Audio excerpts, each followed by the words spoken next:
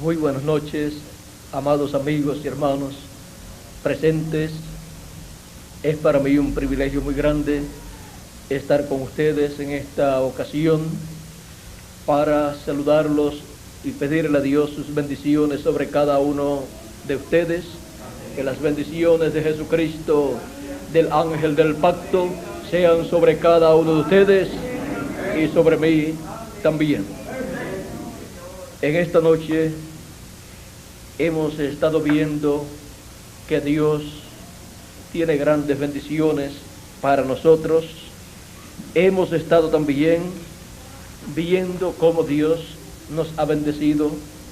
Hemos estado sintiendo su presencia en este tiempo final y hemos visto que en este tiempo en el cual nosotros vivimos es el tiempo en donde todas las promesas de Jesucristo a través de toda la Escritura se tienen que cumplir, las correspondientes al fin del tiempo. El Señor Jesucristo encontramos que nos habló de este tiempo y en Apocalipsis capítulo 4 nos dice: sube acá y yo te mostraré las cosas que han de suceder después de estas. Apocalipsis capítulo 4, verso 1. Pueden tomar asiento si tienen la bondad.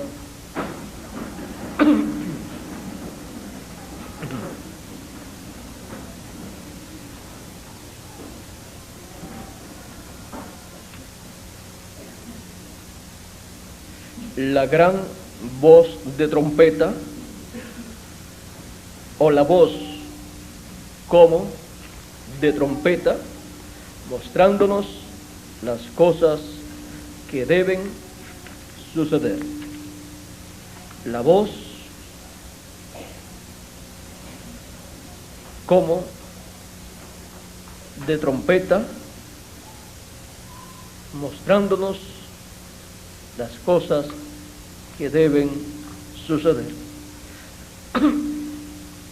La voz como de trompeta es la voz de nuestro Señor Jesucristo. Encontramos que en Apocalipsis capítulo 1 también aparece esta voz. Juan escuchó esta voz como de trompeta hablando con él. Y esa voz como de trompeta habló en el día del Señor. Fue en el día del Señor en que él escuchó esta voz como de trompeta hablándole. Pues Juan, el apóstol, fue transportado por este ángel del Señor Jesucristo al fin del tiempo, al día del Señor, y escuchó la voz de Jesucristo como una gran voz de trompeta, hablándole y mostrándole las cosas que debían suceder. Esta es la voz que la iglesia del Señor Jesucristo, representada en Juan el apóstol, estará escuchando en este tiempo final. Es la voz como de trompeta mostrándonos las cosas que deben suceder, mostrándonos las cosas que deben suceder después de las que ya sucedieron en las edades pasadas. Ahora nosotros estamos en el tiempo glorioso en que Él ha prometido mostrarnos todas estas cosas y así darnos a conocer todas las promesas que Él ha hecho para y a su iglesia para este tiempo final. Todas esas promesas que no podían ser entendidas en tiempos pasados son mostradas en este tiempo final y son entendidas, porque son mostradas por la gran voz de trompeta, por la voz de Jesucristo, por el mensaje de Jesucristo, que es el mensaje de la gran voz de trompeta, que es el mensaje del evangelio del reino. Tomando todas las escrituras, todas las promesas que corresponden al fin del tiempo y dándonos a conocer esas promesas, dándonos a conocer el significado de cada una de esas promesas y su cumplimiento. Por ejemplo, Jesucristo hizo la promesa en San Mateo capítulo 24, verso 31, y enviará, ¿quién? El Hijo del Hombre, a sus ángeles con gran voz de trompeta y juntarán a sus escogidos. Esta era una escritura que no entendíamos tiempo atrás. En otras edades no podía ser comprendida. Y cuando más se pudo entender de esa promesa, era que esos ministerios eran los ministerios de Moisés y Elías. Pues fue dicho por el séptimo ángel mensajero que esos eran los ministerios de Moisés y Elías. Los ministerios que obran en favor del pueblo hebreo para juntar los escogidos de medio del pueblo hebreo. Pero no sabíamos que esos ministerios estarían en el ángel del Señor Jesucristo. Y no sabíamos que esos ministerios surgirían de medio de la iglesia del Señor Jesucristo, y de ahí se manifestarían esos ministerios en favor de la iglesia del Señor Jesucristo, trayendo el mensaje del evangelio del reino primeramente a la iglesia gentil y luego al pueblo hebreo, para que así se cumpla la promesa, así como los hebreos, los judíos, trajeron el evangelio a los gentiles, el evangelio de la gracia. Los gentiles le llevarán el evangelio a los judíos. ¿Qué evangelio? El evangelio del reino, que es el evangelio o mensaje que recibirá el pueblo hebreo conforme a la promesa divina, y 144,000 serán sellados, y así se cumplirá la promesa para el pueblo hebreo, llamados, juntados y sellados en sus frentes. Ahora, no entendíamos estas promesas, pero estaban ahí en la escritura, y lo que está escrito, cumplimiento tiene. Cuando llega el tiempo para el cumplimiento de una promesa divina, ese es el tiempo para entender esa promesa divina, porque ese es el tiempo en donde Dios abre esa escritura, la abre en su cumplimiento y la abre al pueblo, dándole a conocer el cumplimiento de esa promesa. Y así es como la trompeta le habla al pueblo. La voz de Cristo, que es la trompeta o gran voz de trompeta, le habla a su pueblo y le da a conocer las cosas que deben suceder. Ahora podemos ver un sinnúmero de promesas divinas que corresponden al fin del tiempo. Hemos visto estos ministerios de Moisés y Elías. Hemos visto que los 2 olivos estaban en la casa de Dios, estaban en el templo de Dios, y el templo de Dios es la iglesia del Señor Jesucristo. Ahí estaban los 2 olivos, ahí estaban las 2 ramas de olivo, y el ángel le dijo al profeta Zacarías: ¿no entiendes lo que es esto? Porque Zacarías le preguntó: Señor, ¿y estos 2 olivos y estas 2 ramas de olivo que vierten aceite como oro, qué son? Y el ángel le dice: ¿y tú no sabes lo que es eso?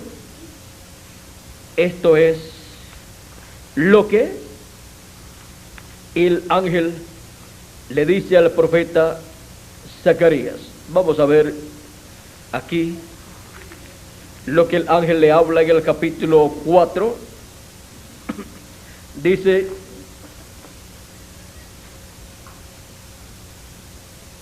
porque los que menospreciaron el día de las pequeñeces, pues ya todos vemos que es el tiempo en donde uno vive en estos cuerpos mortales, en donde Dios ha colocado a uno, pero aquí uno tiene lo que es poco, o sea, en lo poco has sido fiel. Dios nos coloca en lo poco primero, el día de las pequeñeces, de las cosas pequeñas, y somos fieles en lo poco, en el día de las pequeñeces, y menospreciaron, dice, el día de las pequeñeces. O sea, no pusieron su corazón en las cosas terrenales, no pusieron su corazón en las riquezas, no pusieron su corazón en las comodidades de esta vida, ni en la fama, ni en una posición social o económica o política, sino que pusieron su corazón en Dios y su palabra. Los que menospreciaron el día de las pequeñeces se alegrarán y verán la plomada en la mano de Zorobabel. Estos 7 son los ojos de Jehová. O sea, estos 7 que están señalados aquí, 7 ojos, estos 7 son los ojos de Jehová que recorren toda la tierra. En la iglesia del Señor Jesucristo, los 7 ojos son los 7 ángeles mensajeros, porque un ojo representa un vidente, un profeta. Ahora, cuando Dios muestra 2 ojos, entonces, ¿de qué nos está hablando? De un ministerio doble de profeta. Hablé más y le dije: ¿qué significan estos 2 olivos a la derecha del candelabro y a la izquierda? Hablé aún de nuevo y le dije: ¿qué significan las 2 ramas de olivo que por medio de 2 tubos de oro vierten de sí aceite como oro? Y me respondió diciendo: ¿no sabes qué es esto? Y dije: Señor mío, no. Y él dijo: estos son los 2 ungidos que están delante del Señor de toda la tierra. Los 2 ungidos. Ahora, cuando nos acercamos al libro del Apocalipsis y llegamos al capítulo 11 del Apocalipsis y verso 3 en adelante, dice: y daré a mis 2 testigos que profeticen por 1260 días vestidos de silicio. Estos testigos son los 2 olivos y los 2 candeleros que están en pie delante del Dios de la tierra. Eso es lo que significan los 2 olivos y los 2 candeleros. Significan los 2 ungidos, los ministerios de Moisés y Elías para el fin del tiempo, para el día del Señor. Estos son los ministerios prometidos para el fin del tiempo, y por esa causa, cuando Jesucristo habló del fin del tiempo, fin del siglo y fin del mundo, habló del ministerio de sus ángeles, que es el ministerio de Moisés y Elías, es el ministerio de los 2 ungidos, es el ministerio final que Jesucristo estará manifestando en la tierra. El Espíritu que estará en el velo de carne donde estarán estos ministerios es el Espíritu de Cristo. Por eso en Apocalipsis capítulo 7 verso 2 aparece el ángel que sube de donde nace el sol, de donde sale el sol, con el sello del Dios vivo. El sello del Dios vivo es el Espíritu Santo.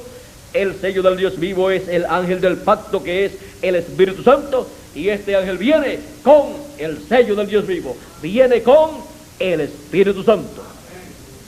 Este ángel viene con el Espíritu Santo para llamar y juntar 144,000 y sellarlos en sus frentes. Ahora vean cómo aquí presenta un solo ángel. Y encontramos que la causa es porque en un solo mensajero estarán los ministerios de Moisés y de Elías, porque en ese ángel estará el Espíritu de Cristo. Vendrá con el Espíritu de Cristo, y es el Espíritu de Cristo el que ha ungido en todos los tiempos a sus profetas, y el que le ha dado esos ministerios. Fue el Espíritu de Cristo en Moisés, fue el Espíritu de Cristo en Elías, fue el Espíritu de Cristo en Eliseo, fue el Espíritu de Cristo en Juan el Bautista, y así por el estilo.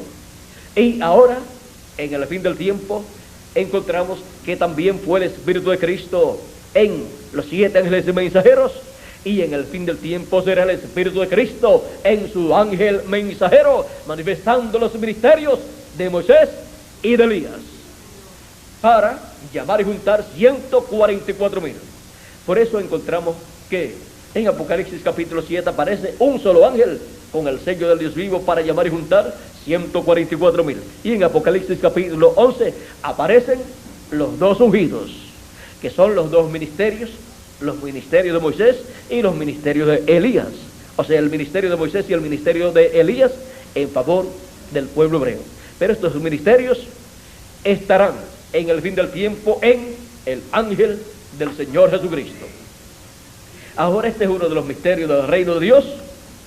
Algunas personas buscaban uno por acá, otro por acá, y es como fue en el monte de la transfiguración, porque el monte de la transfiguración está representando y está mostrando el día del Señor, está mostrando la venida del Hijo del Hombre con sus ángeles.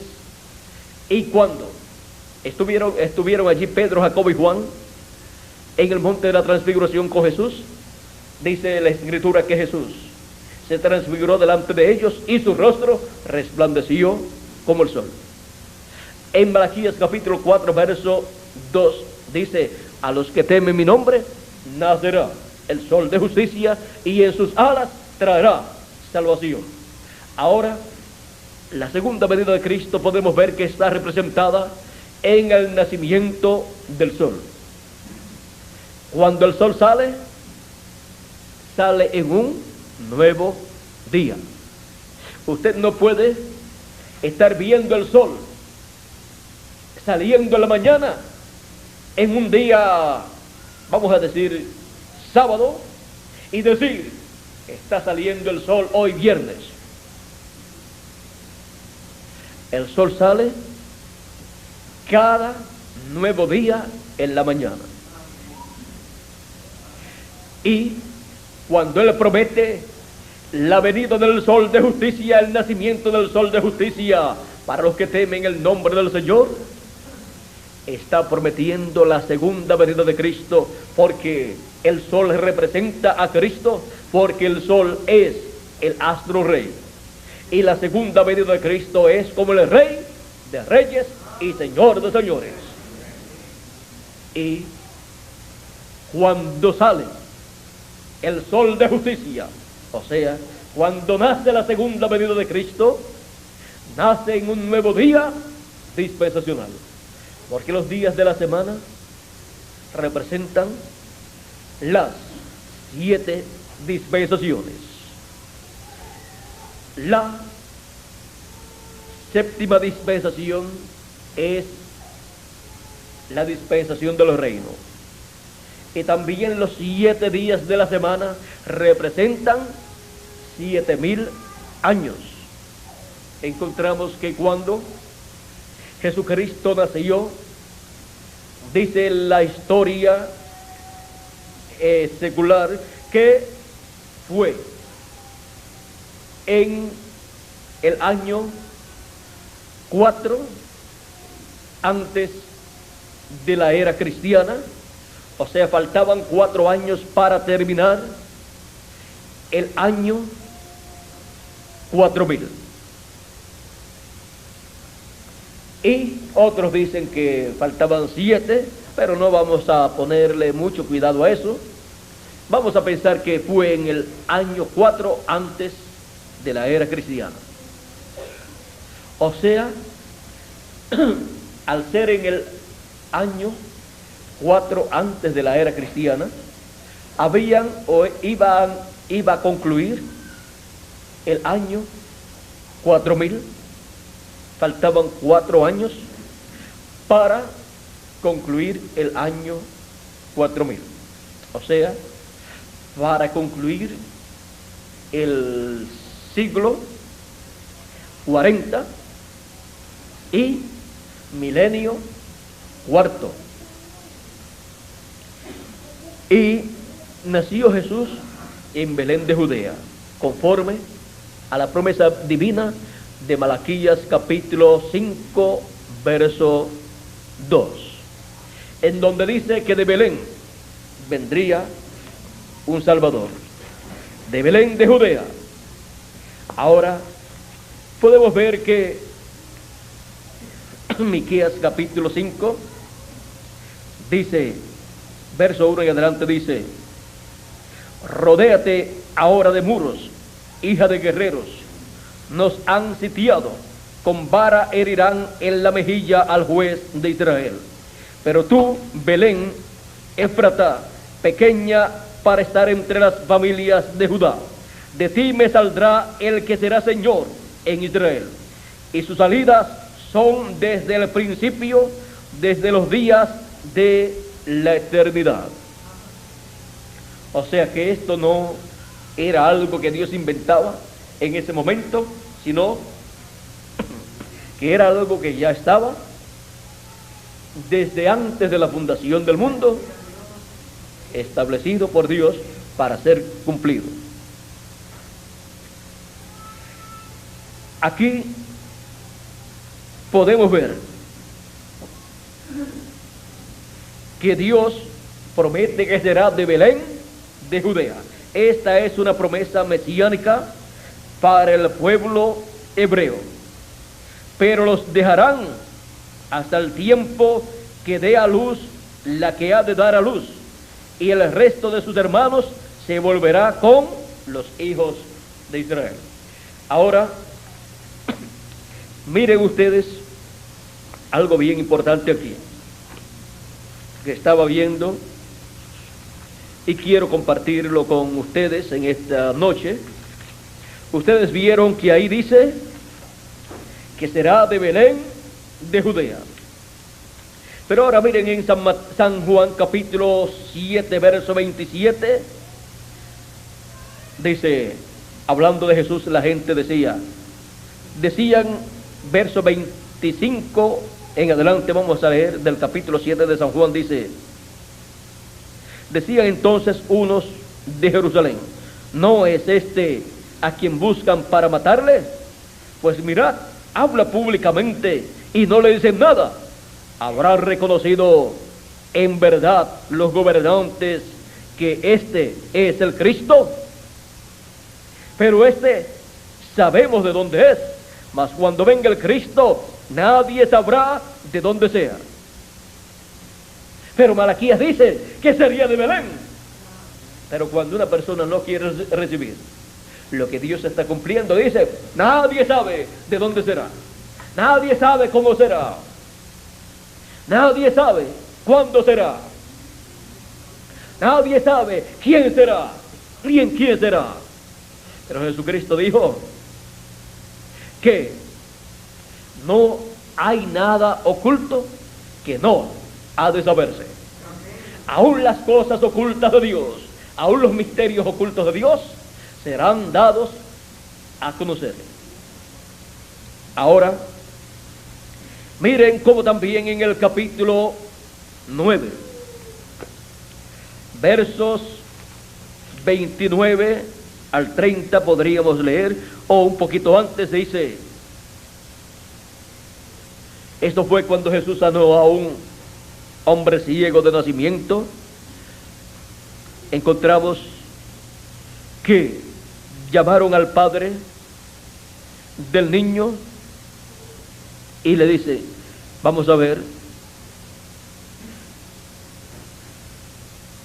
Entonces, vamos a leer desde el verso 13 para que tengamos el cuadro claro, la historia clara. Verso 13 de San Juan capítulo 9 dice, llevaron ante los fariseos al que había sido ciego, y era día de reposo cuando Jesús había hecho el lodo y le había abierto los ojos. Volvieron pues a preguntarle también los fariseos cómo había recibido la vista. Él les dijo, me puso lodo sobre los ojos y me lavé y veo. Entonces algunos de los fariseos decían, ese hombre no procede de Dios. O sea, Jesús, ese hombre no procede de Dios porque no guarda el día de reposo. Otros decían, ¿cómo puede un hombre pecador hacer estas señales? y había disensión entre ellos. Entonces volvieron a decirle al ciego: ¿qué dices tú del que te abrió los ojos? Y él dijo que es profeta.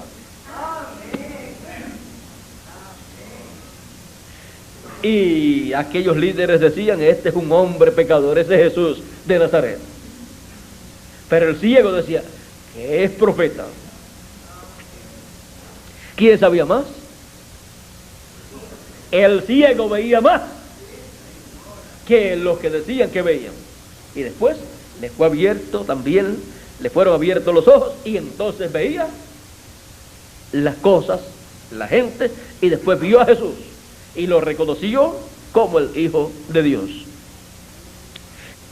¿Qué dices tú del que te abrió los ojos? Que es profeta. Y él dijo que es profeta. Pero los judíos no creían que él había sido ciego. Cuando Dios hace algo, después la gente dice: no, ese hombre no era ciego, aunque sabían que era ciego. Como cuando Jesucristo dijo que iba a resucitar. Lo mataron, le colocaron una piedra grande en la puerta, en la entrada de la cueva, de la tumba, y dijeron: este no va a resucitar. Pero cuando resucitó, decían: vamos a decir que no ha resucitado, pero resucitó. No podían creer que había resucitado. Ellos fueron los primeros que recibieron la noticia a través de los soldados que Jesús había resucitado, y no lo creyeron. Dijeron: vamos a decir que sus discípulos se lo llevaron, porque no vaya a ser el error segundo peor que el primer error. Por eso habían puesto la piedra en la puerta. O sea que ellos, al decir, cuando mandaron a poner la piedra en la puerta de la cueva, vamos a poner una piedra allí, vamos a poner guardias allí, no vaya a ser que vengan sus discípulos y se lo lleven, y después digan que ha resucitado, y el segundo error no vaya a ser mayor que el primero. O sea que ellos están reconociendo que cometieron un error cuando mataron a Jesucristo, y ahora podrían cometer otro error. Bueno, vamos a ver aquí lo que sigue diciendo. Sigue diciendo: pero los judíos no creían que él había sido ciego y que había recibido la vista, hasta que llamaron a los padres del que había recibido la vista y le preguntaron diciendo: ¿es este vuestro hijo, el que vosotros decís que nació ciego? ¿Cómo pues ve ahora? Sus padres respondieron y les dijeron: sabemos que este es nuestro hijo y que nació ciego, pero cómo vea ahora no lo sabemos, o quién le haya abierto los ojos, nosotros tampoco lo sabemos. Edad tiene, preguntadle a él hablará por sí mismo. Esto dijeron sus padres porque tenían miedo de los judíos, por cuanto los judíos ya habían acordado que si alguno confesase que Jesús era el Mesías, fuera expulsado de la sinagoga. Miren, toda persona que decía y que confesaba que Jesucristo era el Mesías, era el Cristo, el Rey de Israel, lo botaban de la iglesia, o sea, de la sinagoga. No lo permitían, lo echaban fuera. Ahora sigue diciendo: por eso dijeron sus padres: andad, edad tiene, preguntadle a él. Entonces se volvieron a llamar al hombre que había sido ciego y le dijeron: da gloria a Dios. Nosotros sabemos que ese hombre es pecador, o sea que Jesús es pecador. Nosotros sabemos que ese hombre, que Jesús, es pecador. Entonces se le respondió, el hombre que había sido ciego, entonces se le respondió y dijo: si es pecador, no lo sé. Una cosa sé, que habiendo yo sido ciego, ahora veo. Explíquense ustedes eso. Ustedes dicen que ese hombre es pecador. Lo único que yo les puedo decir, yo no sé eso. Pero una cosa yo sé, que yo habiendo sido ciego, ahora veo.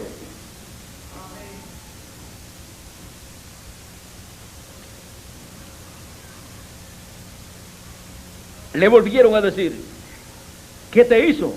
¿Cómo te abrió los ojos? Él les respondió, ya os lo he dicho, y no habéis querido oír. ¿Por qué lo queréis oír otra vez? ¿Queréis también vosotros haceros sus discípulos? Y ahí se ofendieron. Y le injuriaron, ¿ves? Le injuriaron. Y dijeron, tú eres su discípulo, pero nosotros, discípulos de Moisés, somos. Nosotros sabemos que Dios ha hablado a Moisés, pero respecto a ese, a Jesús, no sabemos de dónde sea. Para esa ocasión decían, no sabemos de dónde es. Pero hubieran ido a Belén de Judea 30 y algo de años atrás y hubieran visto de dónde era ese joven Jesús de Nazaret cuando nació en Belén de Judea.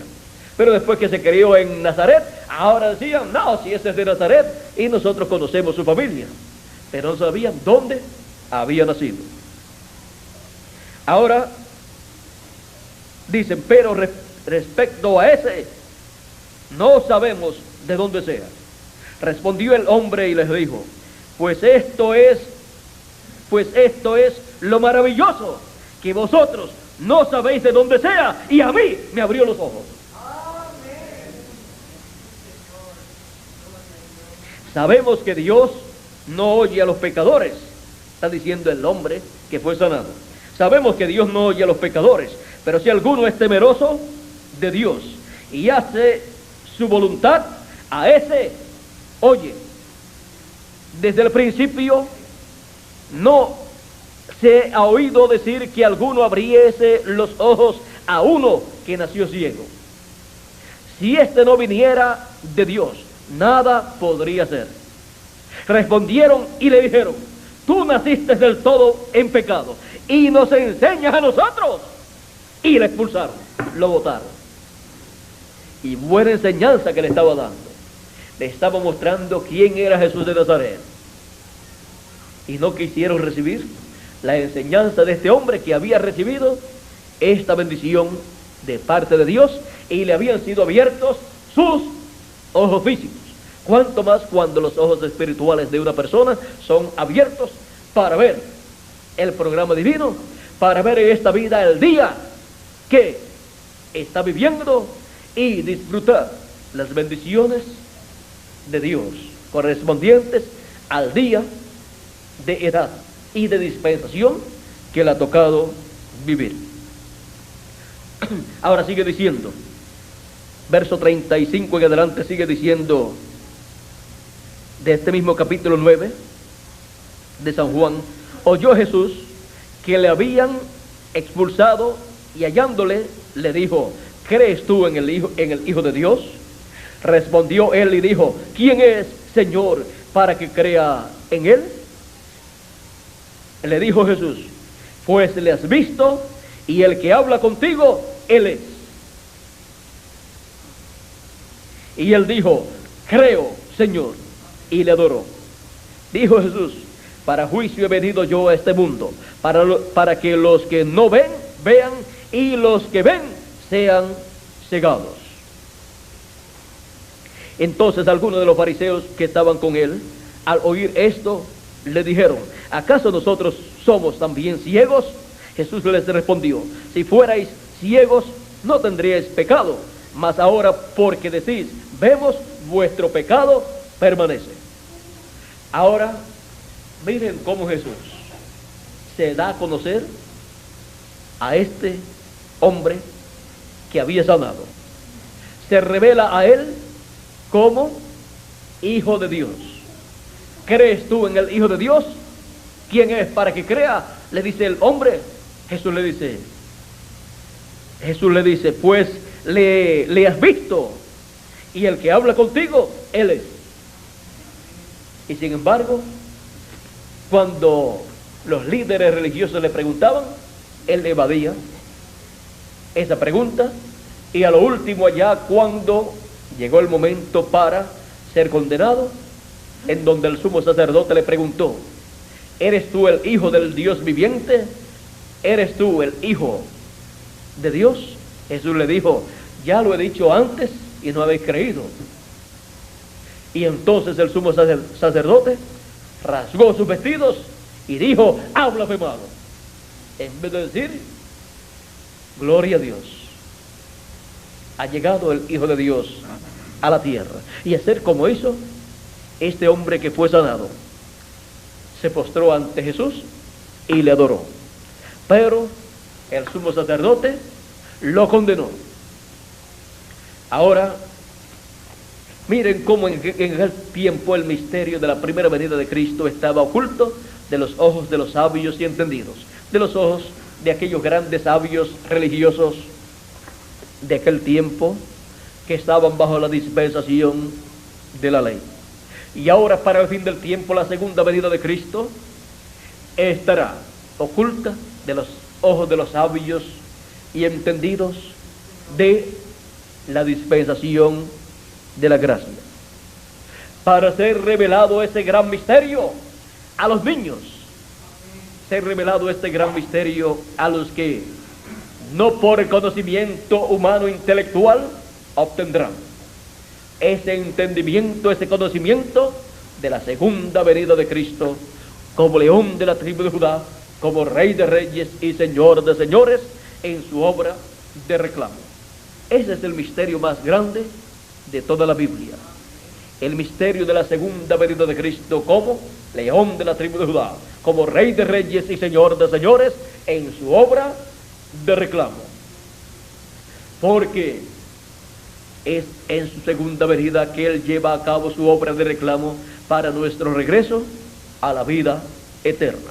Es ahí donde Él reclama todos sus derechos para así ser restaurados todos los escogidos de Dios, para así los derechos ser restaurados a todos nosotros, el derecho a tener un cuerpo eterno, el derecho a tener un espíritu teofánico eterno también dentro de ese cuerpo eterno, el derecho a vivir por toda la eternidad sin ver muerte, el derecho a ser reyes y sacerdotes en esta tierra, en el glorioso reino milenial del Señor Jesucristo.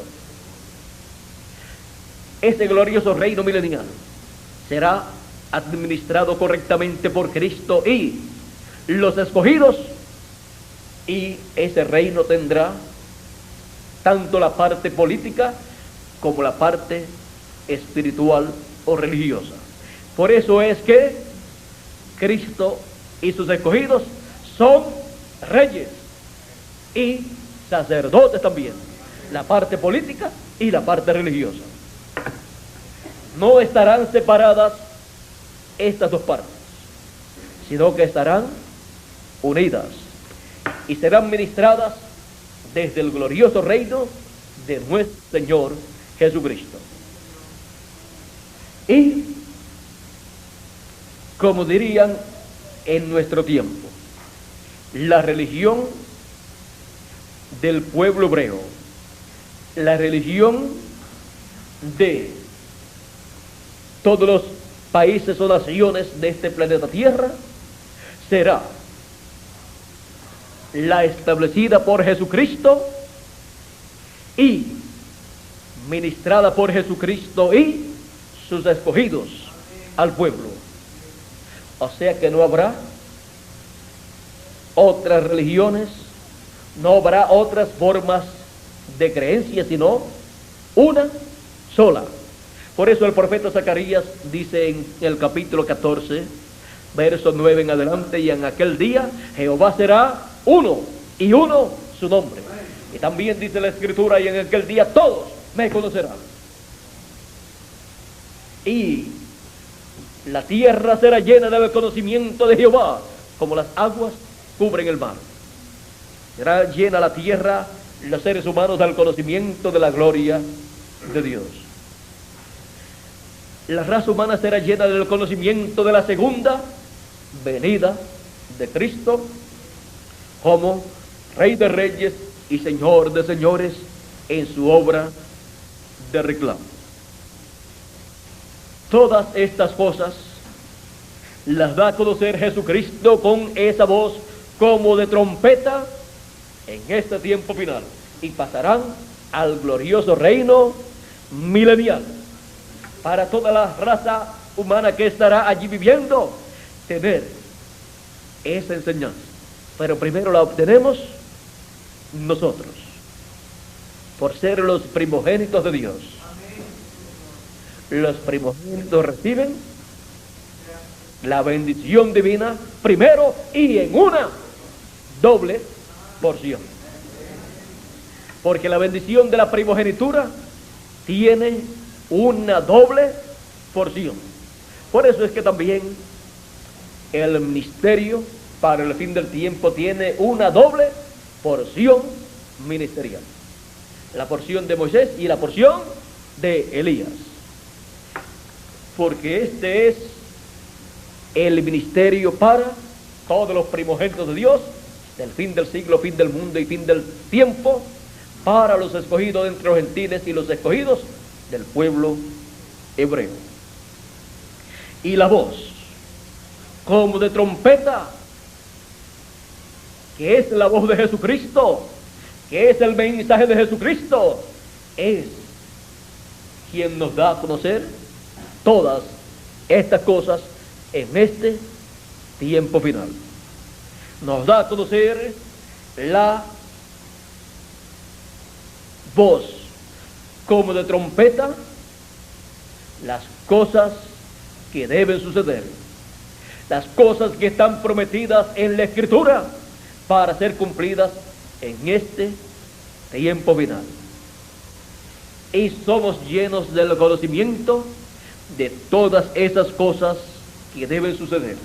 Somos llenos del conocimiento de todas estas cosas que Él ha prometido en su palabra, y en este tiempo final nos da a conocer estas cosas. O sea, nos da a entender, nos revela el significado de estas cosas que están prometidas para este tiempo final. Y así nos llena de su conocimiento, de su sabiduría, de su ciencia, y crecemos en el conocimiento de Jesucristo y su programa correspondiente a este tiempo final y para el glorioso reino milenial y para toda la eternidad.